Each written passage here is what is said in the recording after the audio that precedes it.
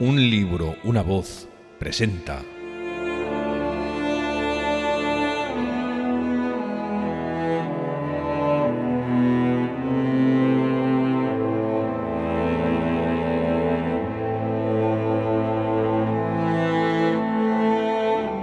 Los hermanos Karamazov. Un libro escrito por Fyodor Dostoyevsky.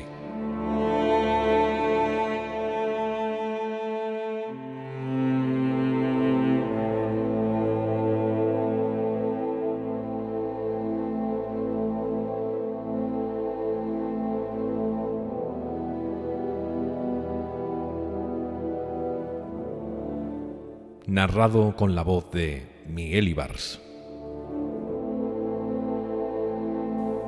Libro 2. Una reunión fuera de lugar. 1. Llegada al monasterio. Terminaba el mes de agosto. El tiempo era excelente. Temperatura agradable y cielo despejado. La reunión en la celda del Starec se tenía que celebrar inmediatamente después de la última misa, a las 11:30. Los conferenciantes llegaron a la hora fijada, en 2 vehículos. El primero, una elegante calesa tirada por 2 magníficos caballos, lo ocupaban Piotr Alejandrovich Miusov y un pariente lejano suyo, Piotr Fomich Kalganov. Este era un joven de 20 años que se preparaba para ingresar en la universidad. Miusov, que lo tenía en su casa, le propuso llevarlo a Zúrich o a Jena para que completara sus estudios, pero él no se había decidido aún. Era un joven pensativo y distraído, de fisonomía agradable, constitución robusta, aventajada estatura y mirada impasible, como es propio de las personas que no prestan atención a nada. Podía estar mirándonos durante largos ratos sin vernos. Era un ser taciturno que a veces, cuando dialogaba a solas con alguien, se mostraba de pronto locuaz, vehemente, alborozado, sabe Dios por qué. Pero su imaginación era como un relámpago, como un fuego que se encendía y apagaba en un segundo. Vestía bien y con cierto atildamiento. Poseía una modesta fortuna y tenía esperanzas de aumentarla. Sostenía con Aliocha amistosas relaciones. Fyodor Pavlovich y su hijo llegaron en un coche de alquiler deteriorado, aunque bastante espacioso, tirado por 2 viejos caballos que seguían a la calesa a una respetuosa distancia. A Dmitri se le había anunciado el día anterior la hora de la reunión, pero aún no había llegado. Los visitantes dejaron sus coches en la posada, inmediata a los muros del recinto, y cruzaron a pie la gran puerta de entrada. Excepto Fyodor Pavlovich, ninguno de ellos había visto el monasterio. Miusov, que no había entrado en una iglesia desde hacía 30 años, miraba a un lado y a otro con una mezcla de curiosidad y despreocupación. Aparte de la iglesia y las dependencias, y estas eran bastante vulgares, el monasterio no ofreció nada de particular a su espíritu observador. Los últimos fieles que salían de la iglesia se descubrían y se santiguaban. Entre la gente del pueblo había algunas personas de más altas esferas, 2 o 3 damas y un viejo general que habían dejado también sus coches en la posada. Los mendigos rodeaban a los visitantes, pero nadie les daba nada. Solo Kalganov sacó 10 kopecks de su monedero y, turbado no se sabía por qué, los entregó rápidamente a una buena mujer, a la que le dijo en voz baja: «Para que os lo repartáis». Ninguno de sus compañeros hizo el menor comentario, y esto aumentó su confusión. Parecía lógico que alguien hubiera acudido a recibir a nuestros visitantes, e incluso a testimoniarles cierta consideración. Uno de ellos había entregado en fecha reciente 1000 rublos al monasterio. Otro era un rico propietario que tenía a los monjes bajo su dependencia en lo referente a la pesca y a la tala de árboles, y los tendría hasta que se fallara el pleito. Sin embargo, allí no había ningún elemento oficial para recibirlos. Miusov miraba con expresión distraída las losas sepulcrales diseminadas en torno de la iglesia. Estuvo a punto de hacer la observación de que los ocupantes de aquellas tumbas debían de haber pagado un alto precio por el derecho de ser enterrados en un lugar tan santo, pero guardó silencio. Su irritación se había impuesto a su ironía habitual. Luego murmuró como si hablara consigo mismo: ¿A quién diablos hay que dirigirse en esta casa de Tocamerroque? Necesitamos saberlo porque el tiempo pasa. De pronto se presentó ante ellos un personaje de unos 60 años que llevaba una amplia vestidura estival, calvo, de mirada amable, con el sombrero en la mano, se presentó. Dijo, ceceando, que era el terrateniente Maximov, de la provincia de Tula. Se había compadecido del desconcierto de los visitantes. El Starex Zósimo habita en la ermita que está a punto de 400 metros de aquí, al otro lado del bosquecillo. Ya lo sé, respondió Fyodor Pavlovich. Pero hace tiempo que no he estado aquí y no me acuerdo del camino. Salgan por esa puerta y atraviesen en línea recta el bosquecillo. Permítanme que les acompañe. Yo también. Por aquí, por aquí. Salieron del recinto y se internaron en el bosque. El hacendado Maximov avanzaba, mejor dicho, corría al lado del grupo, examinándolos a todos con una curiosidad molesta. Al mirarlos, abría desmesuradamente los ojos. Miusov dijo fríamente: «Hemos de ver el Starets para un asunto particular. Hemos obtenido, por decirlo así, audiencia de ese personaje. Por lo tanto, y a pesar de lo muy agradecidos que le estamos a usted, no podemos invitarle a que entre con nosotros». «Ya lo he visto ya», repuso el modesto hidalgo. «Un chevalier parfait». «¿Quién es Chevalier?», preguntó Miusov. «El Starets, el famoso Starets Zósimo, gloria y honor del monasterio, ese Starets». Su locuacidad fue interrumpida por la llegada de un monje con coguilla, bajito, pálido, débil. Fyodor Pavlovich y Miusov se detuvieron. El religioso los saludó con extrema cortesía y les dijo: «Caballeros, el padre abad les invita a almorzar después de la visita de ustedes a la ermita. El almuerzo será exactamente a la 1. Usted también está invitado», dijo a Maximov. «Iré», afirmó Fyodor Pavlovich, encantado de la invitación. «Me guardaré mucho de faltar. Ya sabe que todos hemos prometido portarnos correctamente. ¿Usted vendrá, Piotr Alejandrovich?»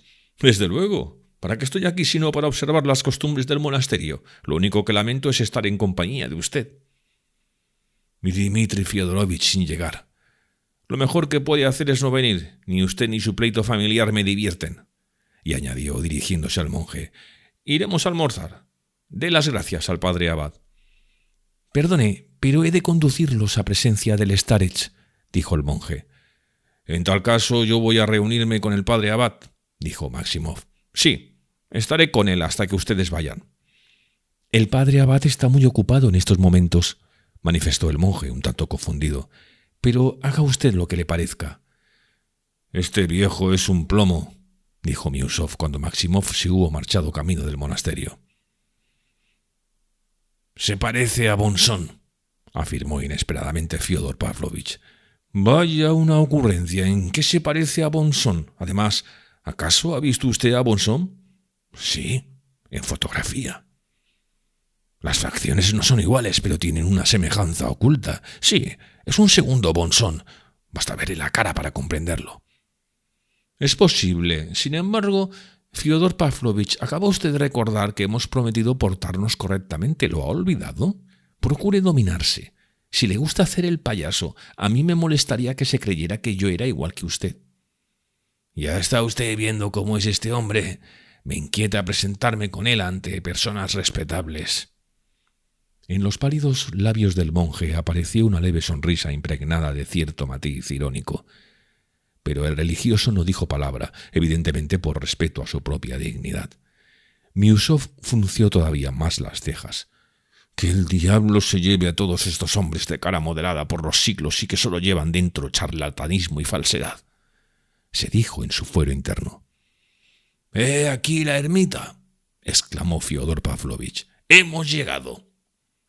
Y empezó a hacer la señal de la cruz con desaforados movimientos de brazo ante los santos pintados en la parte superior y a ambos lados del portal. «Cada uno vive como le place», continuó. «Hay un proverbio ruso que dice atinadamente: al religioso de otra orden no se le impone en modo alguno tu regla. Aquí hay 25 padres que siguen el camino de la salvación, comen coles y se miran los unos a los otros. Lo que me sorprende es que ninguna mujer franquee estas puertas. Sin embargo, he oído decir que el Starets recibe mujeres. ¿Es cierto?», preguntó, dirigiéndose al monje. «Las mujeres del pueblo le esperan allí, junto a la galería. Mírelas, allí están, sentadas en el suelo». Para las damas distinguidas se han habilitado 2 habitaciones en la galería, pero que quedan fuera del recinto. Son aquellas ventanas que ve usted allí. El Starets se traslada a la galería por un pasillo interior cuando su salud se lo permite. Ahora hay en estas habitaciones una dama, la señora Koklakov, propietaria de Kharkov, que quiere consultarle sobre una hija suya que está anémica. Sin duda le ha prometido que irá, aunque en estos últimos tiempos está muy débil y apenas se deja ver. Por lo tanto, en la ermita hay una puerta entreabierta a la parte de las damas. Me guardaré mucho de pensar mal, padre. En el monte Azos, usted debe saberlo. No solamente no se permiten visitas femeninas, sino que no se admite ninguna clase de mujer, ni de hembra, ni gallina, ni pava, ni ternera. Le dejo, Fyodor Pavlovich, a usted le van a echar, eso se lo digo yo. ¿Pero en qué le he molestado, Piotr Alejandrovich? Y cuando entraron en el recinto, exclamó de súbito: ¡Mire, mire! ¡Viven en un verdadero mar de rosas! No se veían rosas, porque entonces no las había, pero sí gran difusión de flores de otoño, magníficas y raras. Sin duda las cuidaba una mano experta. Había macizos alrededor de la iglesia y de las tumbas. También estaba cercada de flores de la casita de madera, una simple planta baja precedida de una galería donde se hallaba la celda del Starets. ¿Estaba todo lo mismo en la época de Barsanufe, el precedente Starets? Dicen que era un hombre poco fino y que, cuando se enfurecía, la emprendía a bastonazos incluso con las damas. ¿Esto es verdad?, indagó Fyodor Pavlovich mientras subían los escalones del pórtico. Barsanufe, repuso el monje, se comportaba a veces como si hubiese perdido la razón, pero ¿cuántas falsedades se cuentan de él? Nunca dio bastonazos a nadie. Ahora, caballeros, tengan la bondad de esperar unos instantes. Voy a anunciarlos. Entonces Miusov murmuró una vez más: «Se lo repito, Fyodor Pavlovich, recuerde lo convenido, si no, allá usted». «Me gustaría saber qué es lo que le preocupa tanto», dijo burlón Fyodor Pavlovich. «¿Son sus pecados lo que le inquietan? Dicen que el Starets Zosimo lee en el alma de las personas con solo una mirada, pero no comprendo que usted, un parisiense, un progresista, haga caso de estas cosas. Me sorprende profundamente». Miusov no pudo tener la satisfacción de contestar a este mordaz comentario, pues en ese momento los invitaron a pasar.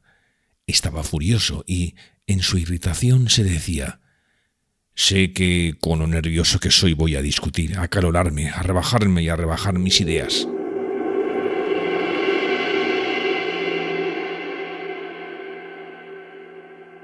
II. Un viejo payaso. Entraron casi al mismo tiempo que el Starets, el cual había salido de su dormitorio apenas llegaron los visitantes. Estos entraron en la celda precedidos por 2 religiosos de la ermita, el padre bibliotecario y el padre Pasius, hombre enfermizo a pesar de su edad poco avanzada, pero notable por su erudición, según decían. Además, había allí un joven que llevaba un redingote y que debía de frisar en los 22 años. Era un antiguo alumno del seminario, futuro teólogo al que protegía el monasterio. Era alto, de tez fresca, pómulos salientes y ojillos oscuros y vivos. Su rostro expresaba cortesía, pero no servilismo. No saludó a los visitantes como un igual, sino como un subalterno, y permaneció de pie durante toda la conferencia. El Starets Zosimo se presentó en compañía de un novicio y de Aliocha. Los religiosos se pusieron en pie y le hicieron una profunda reverencia, tocando el suelo con las puntas de los dedos. Después recibieron la bendición del Starets y le besaron la mano. El Starets les contestó con una reverencia igual, hasta tocar con los dedos el suelo, y les pidió que lo bendijesen. Esta ceremonia, revestida de grave solemnidad y desprovista de la superficialidad de la etiqueta mundana, no carecía de emoción. Sin embargo, Miusov, que estaba delante de sus compañeros, la consideró premeditada. Cualesquiera que fuesen sus ideas, la simple educación exigía que se acercara al Starets para recibir su bendición, aunque no le besara la mano. El día anterior había decidido hacerlo así, pero ante aquel cambio de reverencias entre los monjes había variado de opinión. Se limitó a hacer una grave y digna inclinación de hombre de mundo y fue a sentarse. Fyodor Pavlovich hizo exactamente lo mismo, o sea que imitó a Miusov como un mono. El saludo de Iván Fiodorovich fue cortés en extremo, pero el joven mantuvo también los brazos pegados a las caderas. En lo concerniente a Kalganov estaba tan confundido que incluso se olvidó de saludar. El starets dejó caer la mano que había levantado para bendecirlos y los invitó a todos a sentarse. La sangre afluyó a las mejillas de Alyosha. Estaba avergonzado. Sus temores se cumplían. El starets se sentó en un viejo y antiquísimo sofá de cuero e invitó a sus visitantes a instalarse frente a él en 4 sillas de caoba guarnecidas de cuero lleno de desolladuras. Los religiosos se colocaron uno junto a la puerta y el otro al lado de la ventana. El seminarista, Alyosha y el novicio permanecieron de pie. La celda era poco espaciosa y su atmósfera densa y viciada. Contenía lo más indispensable: algunos muebles y objetos toscos y pobres, 2 macetas en la ventana, en un ángulo, numerosos cuadritos de imágenes y una gran virgen, pintada, con toda seguridad, mucho antes del rascol. Ante la imagen ardía una lamparilla.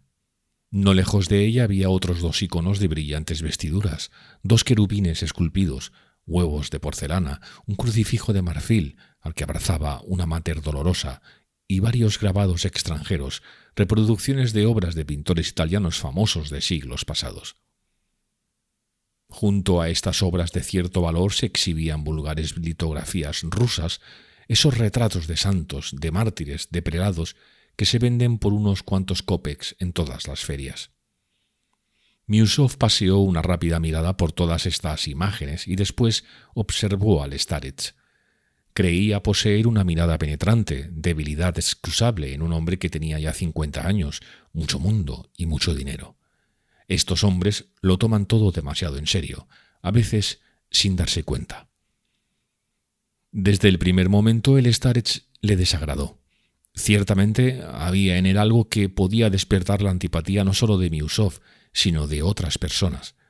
Era un hombrecillo encorvado, de piernas débiles, que tenía solo unos 60 años, pero que parecía tener 10 más, a causa de sus achaques. Todo su rostro reseco estaba surcado de pequeñas arrugas, especialmente alrededor de los ojos, que eran claros, pequeños, vivos y brillantes como puntos luminosos. Solo le quedaban unos mechones de cabello gris sobre las sienes. Su barba, rala y de escasas dimensiones, terminaba en punta. Sus labios, delgados como 2 cordones, sonreían a cada momento. Su puntiaguda nariz parecía el pico de un ave. Según todas las apariencias es un hombre malvado, mezquino, presuntuoso, pensó Miusov, que sentía una creciente aversión hacia él. Un pequeño reloj de péndulo dio 12 campanadas y eso rompió el hielo. «Es la hora exacta», afirmó Fyodor Pavlovich, «y mi hijo Dmitri Fyodorovich no ha venido todavía. Le presento mis excusas por él, santo starets». Al oír estas 2 últimas palabras, Alyosha se estremeció. «Yo soy siempre puntual», continuó Fyodor Pavlovich. «Nunca me retraso más de 1 minuto, pues no olvido que la exactitud es la cortesía de los reyes». «Pero usted no es rey que yo sepa», gruñó Miusov, incapaz de contenerse. «Pues es verdad. Y crea que lo sabía, Piotr Alejandrovich. Le doy mi palabra, pero ¿qué quiere usted? La lengua se me va». De pronto se encaró con el starets y exclamó en un tono patético: «Reverendísimo padre, tiene usted ante sí un payaso. Siempre hago así mi presentación. Es una antigua costumbre. Si digo a veces despropósitos, lo hago con toda intención, a fin de hacer reír y ser agradable. Hay que ser agradable, ¿no es cierto? Hace 7 años fui a una pequeña ciudad para tratar pequeños negocios que hacía a medias con pequeños comerciantes. Fuimos a ver al Ispravnik, al que teníamos que pedir algo a invitar a una colación. Apareció el Ispravnik. Era un hombre alto, grueso, rubio y sombrío. Estos individuos son los más peligrosos en tales casos, pues la bilis los envenena. Le dije con desenvoltura de hombre de mundo: «Señor Ispravnik, usted será, por decirlo así, nuestro Napravnik». Él me contestó: «¿Qué Napravnik?». Vi inmediatamente, por lo serio que se quedó, que no había comprendido. Expliqué: «Ha sido una broma. Mi intención ha sido alegrar los ánimos. El señor Napravnik es un director de orquesta conocido, y para la armonía de nuestra empresa necesitamos precisamente una especie de director de orquesta». Tanto la explicación como la comparación eran razonables, ¿no le parece? Pero él dijo: «Perdón, yo soy Spravnik y no permito que se hagan chistes sobre mi profesión». Nos volvió la espalda. Yo corrí tras él gritando: «Sí, usted es Spravnik y no Pravnik». Total, que se nos vino abajo el negocio. Siempre me pasa lo mismo. Ser demasiado amable me perjudica. Otra vez, hace ya muchos años, dije a un personaje importante: «Su esposa es una mujer muy quisquillosa». Quise decir que tenía una sensibilidad muy fina. Entonces él me preguntó: «¿Usted lo ha comprobado?». Yo decidí ser amable y respondí: «Sí, señor, lo he comprobado». Y entonces las cosquillas me las hizo él a mí. Como hace de esto mucho tiempo, no me importa contarlo. Así es como siempre me estoy perjudicando. «Es lo que está usted haciendo en este momento», dijo Miusov contrariado. El Starets los miró en silencio a los dos. «Le aseguro que lo sabía, Piotr Alejandrovich», repuso Fyodor Pavlovich. «Presentía que diría cosas como estas apenas abriese la boca y también estaba seguro de que usted sería el primero en llamarme la atención. Reverendísimo Starets, al ver que mi broma no ha tenido éxito, me doy cuenta de que he llegado a la vejez. Esta costumbre de hacer reír data de mi juventud, de cuando era un parásito entre la nobleza y me ganaba el pan de este modo. Soy un payaso auténtico, innato, lo que equivale a decir inocente. Reconozco que un espíritu impuro debe de alojarse en mí, pero sin duda es muy modesto. Si fuera más importante habría buscado otro alojamiento. Pero no se habría refugiado en usted, Piotr Alejandrovich, porque usted no es una persona importante. Yo, en cambio, creo en Dios. Últimamente tenía mis dudas, pero ahora solo me falta oír una frase sublime. En esto me parezco al filósofo Diderot. ¿Sabe usted, santísimo Starets, cómo se presentó al metropolitano Platón cuando reinaba la emperatriz Catalina? Entra y dice sin preámbulos: «Dios no existe». A lo que el alto prelado responde: «El insensato ha dicho de todo corazón que Dios no existe». Inmediatamente Diderot se arroja a sus pies y exclama: «Creo y quiero recibir el bautismo». Y se le bautizó en el acto.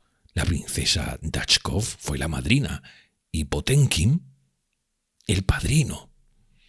«Esto es intolerable, Fyodor Pavlovich», exclamó Miusov con voz trémula, incapaz de contenerse. «Está usted mintiendo y sabe muy bien que esa estúpida anécdota es falsa. No se haga el pícaro». «Siempre he creído que era una solemne mentira», aceptó Fyodor Pavlovich con vehemencia. «Pero ahora, señores, les diré toda la verdad. Eminente Starets, perdóneme. El final, lo del bautismo de Diderot, ha sido invención mía. Jamás me había pasado por la imaginación. Se me ha ocurrido para sazonar la anécdota. Si me hago el pícaro, Piotr Alejandrovich, es por gentileza. Bien es verdad que muchas veces ni yo mismo sé por qué lo hago. En lo que concierne a Diderot, he oído contar repetidamente eso de «el insensato ha dicho». Me lo decían en mi juventud los terratenientes del país en cuyas casas habitaba. Una de las personas que me lo contaron, Piotr Alejandrovich, fue su tía Mafra Fominichina. Hasta ese momento todo el mundo está convencido de que el impío Diderot visitó al metropolitano para discutir sobre la existencia de Dios. Miusov se puso en pie. Había llegado al límite de la paciencia y estaba fuera de sí. Se sentía indignado y sabía que su indignación lo ponía en ridículo. Lo que estaba ocurriendo en la celda del Starets era verdaderamente intolerable. Desde hacía 40 o 50 años los visitantes que entraban en ella se comportaban con profundo respeto.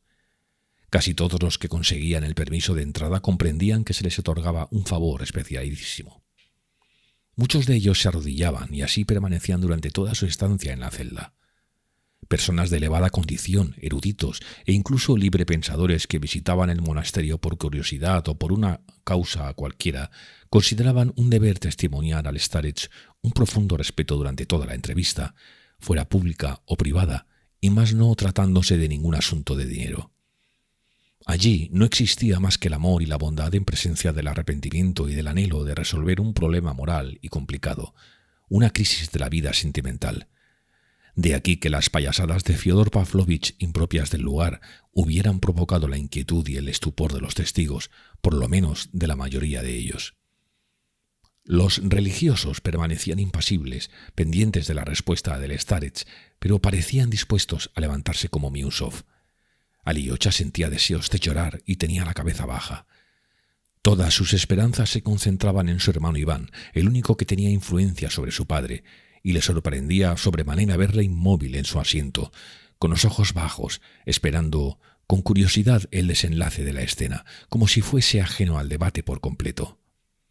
Alyosha no se atrevía a mirar a Rakitine, el seminarista, con el que tenía cierta intimidad. Él era el único del monasterio que conocía sus pensamientos.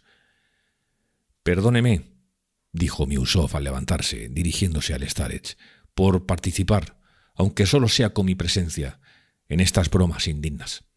Me he equivocado al creer que incluso un individuo de la índole de Fyodor Pavlovich sabría comportarse como es debido en presencia de una persona tan respetable como usted. Nunca creí que tendría que excusarme por haber venido en su compañía». Piotr Alejandrovich no pudo continuar.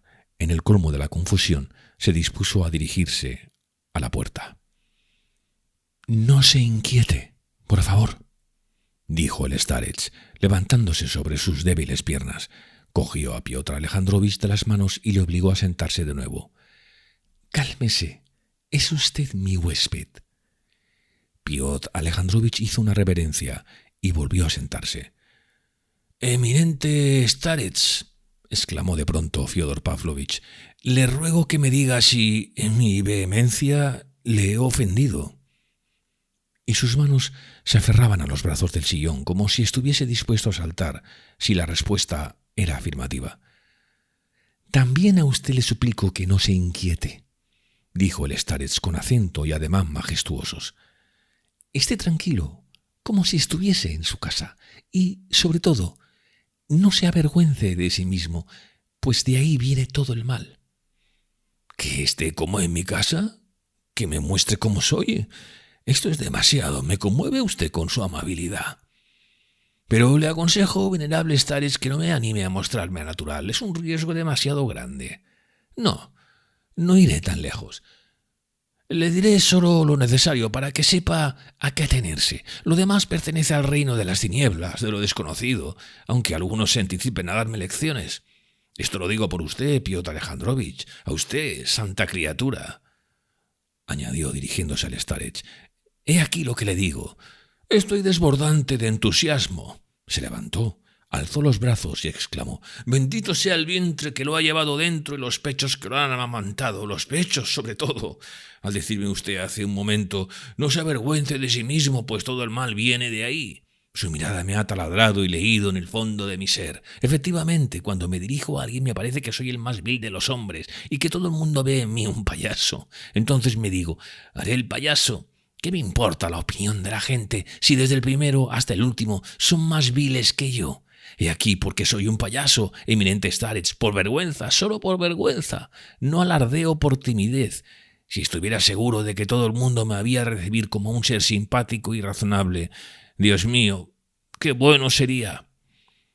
Se arrodilló ante el starets y preguntó: «Maestro, ¿qué hay que hacer para conseguir la vida eterna?». Era difícil dilucidar si estaba bromeando o si hablaba con emoción sincera. El starets le miró y dijo sonriendo: «Hace mucho tiempo que usted mismo sabe lo que hay que hacer, pues no le falta inteligencia. No se entregue a la bebida ni a las intemperencias del lenguaje. No se deje llevar de la sensualidad y menos del amor al dinero. Cierre sus tabernas, por lo menos 2 o 3, si no puede cerrarlas todas. Y, sobre todo, no mienta». «¿Lo dice por lo que he contado de Diderot?». No lo digo por eso. Empiece por no mentirse a sí mismo. El que se miente a sí mismo y escucha sus propias mentiras llega a no saber lo que hay de verdad en él, ni en el entorno de él, o sea que pierde el respeto a sí mismo y a los demás. Al no respetar a nadie, deja de querer, y para distraer el tedio que produce la falta de cariño y ocuparse en algo, se entrega a las pasiones y a los placeres más bajos. Llega a la bestialidad en sus vicios Y todo ello procede de mentirse continuamente a sí mismo y a los demás. El que se miente a sí mismo puede ser víctima de sus propias ofensas. A veces se experimenta un placer en autoofenderse, ¿verdad? Un hombre sabe que nadie le ha ofendido, sino que la ofensa es obra de su imaginación, que se ha aferrado a una palabra sin importancia y ha hecho una montaña de un montículo. Sabe que es él mismo el que se ofende y que experimenta en ello una gran satisfacción, y por esta causa llega al verdadero odio. Pero levántese y vuelva a ocupar su asiento. Ese arranque también es falso. Déjeme besar su mano, bienaventurado padre. Y Fyodor Pavlovich se levantó y puso sus labios en la mano descarnada del starets. Tiene usted razón, siguió diciendo. Ofenderse a uno mismo es un placer. Nunca había oído decir eso tan certeramente. Sí, durante toda mi vida ha sido para mí un placer ofenderme. Por una cuestión de estética, pues recibir ofensas no solo deleita, sino que a veces es hermoso. ¿Se ha olvidado usted de este detalle, eminente starets, el de la belleza? Lo anotaré en mi carné. En cuanto a mentir, no he hecho otra cosa en toda mi vida. He mentido diariamente y a todas horas. En cierto modo, yo mismo soy una mentira y padre de la mentira. Pero no creo que pueda llamarme padre de la mentira. Me armo unos líos. Digamos que soy hijo de la mentira. Es más que suficiente. Pero mentir acerca de Diderot no perjudica a nadie. En cambio, hay ciertas mentiras que hacen daño. Por ejemplo, eminente starets, recuerdo que hace 3 años me propuse venir aquí, pues deseaba ávidamente conocer, descubrir la verdad. Le ruego que diga a Piotr Alejandrovich que no me interrumpa. Dígame, reverendísimo padre, ¿es cierto que en los mensuales se habla de un santo taumaturgo que sufrió el martirio y, una vez decapitado, levantó su propia cabeza, la besó y la llevó en brazos largo tiempo? ¿Es eso verdad, padre? No, dijo el starets. Eso no es verdad. No se cuenta nada semejante en ningún mensual, afirmó el padre bibliotecario. ¿A qué santo se aplica eso? No lo sé. Es una cuestión que desconozco. El error viene de otros. Lo oí decir. ¿Y saben ustedes a quién? A este mismo Piotr Alejandrovich Miusov, que acaba de enfurecerse por lo que he contado de Diderot. Yo no le he contado eso jamás, por la sencilla razón de que nunca hablo con usted. Cierto que usted no me lo ha contado a mí directamente, pero lo dijo hace 4 años a un grupo de personas en el que yo figuraba. Si he recordado el hecho es porque usted quebrantó mi fe con este relato cómico. Aunque no lo crea, volví a mi casa con la fe aniquilada. Desde entonces, cada vez dudé más. Sí, Piotr Alejandrovich, usted me hizo mucho daño. Aquello fue muy distinto de mi invención sobre Diderot. Fyodor Pavlovich se exaltó patéticamente, aunque todos se dieron cuenta de que de nuevo adoptaba una actitud teatral. Pero Miusov se sentía herido en lo más vivo. ¡Qué absurdo!, exclamó.